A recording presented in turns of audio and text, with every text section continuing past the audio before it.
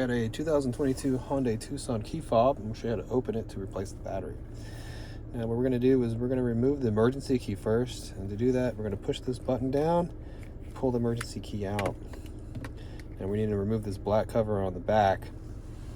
What we're going to do is use a small flathead screwdriver, and we're actually going to push it from the inside and pop it up, and we're going to do it through the hole that the emergency key came out of. Okay, you don't have to go very far in, okay, when you stick the screwdriver in, but you need to kind of go in there and feel around until you can find it pop up like this.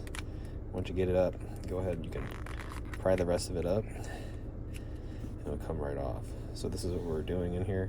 So we're doing this number here, okay? And here's our battery. You can slide it out with our finger, actually. All right. I'll show you what size the new battery is.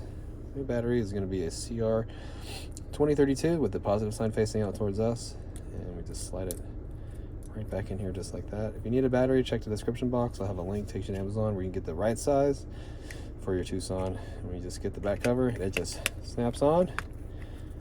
All right, and that is it. If the video was helpful, appreciate it if you hit that like button for me, or even leave me a comment. That would be great, and hope to see you again in another video.